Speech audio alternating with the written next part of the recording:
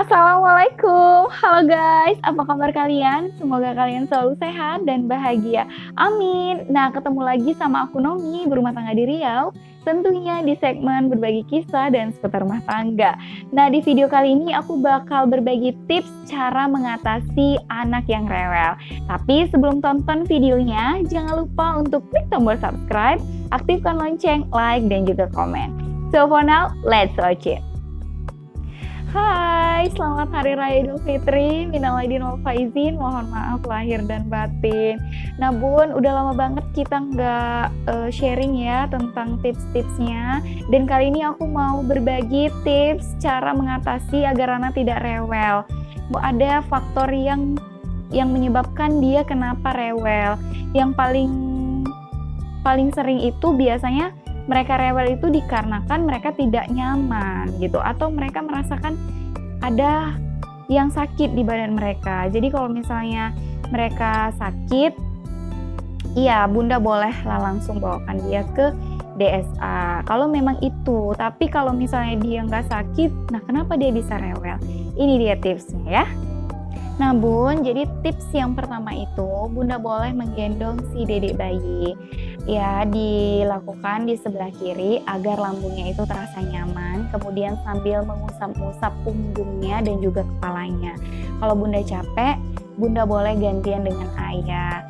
Kemudian kalau masih rewel juga, bunda boleh berpindah dari ruang kamar ke ruang tamu atau ke ruang keluarga. Seperti itu ya bun ya.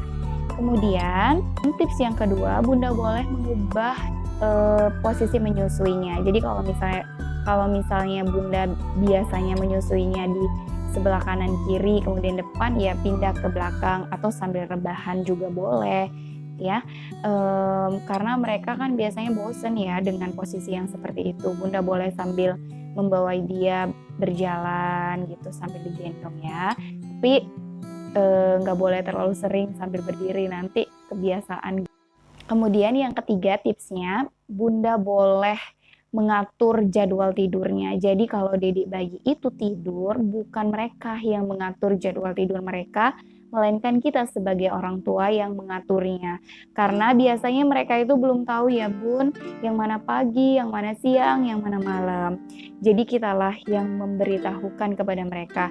Jadi pas tidur pada malam hari, bunda boleh mematikan lampu sambil mengafirmasi mereka, mengafirmasi si dedek bayi, bilang, "Dek, ini udah malam, waktunya kita tidur dan gak ada lagi aktivitas di malam hari ya. Kita istirahat, kita tidur ya sayang. Tidur yang nyenyak, mimpi yang indah." Seperti itu bun. Walaupun dia belum bisa merespon, ya dia pasti mendengar dan itu dicerna oleh otak kita sendiri. Kemudian kalau misalnya pagi hari, bunda boleh buka jendela sambil mengatakan, "Hai dek," walaupun dia masih dalam keadaan tidur. "Hai dek, ini udah pagi, waktunya kita beraktivitas. Nah, kalau pagi kita boleh bermain, ayo kita main," gitu ya bun ya. Jadi pastikan tidurnya itu teratur.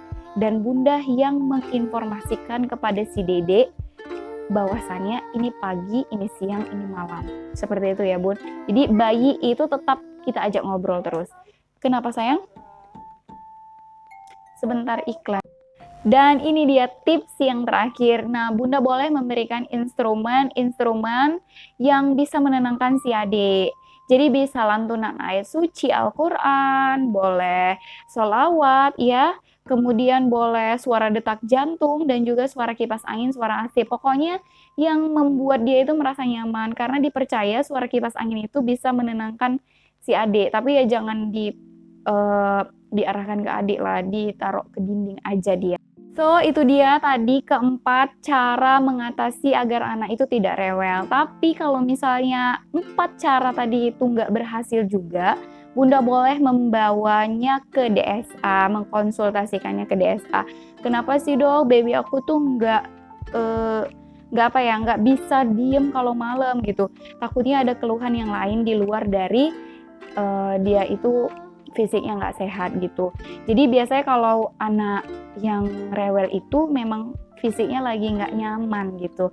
Tapi kalau misalnya misalnya ini di DSA udah didiagnosis misalnya sakit demam, misalnya demam ya kan, batuk pilek, itu pasti membuat anak itu rewel malamnya.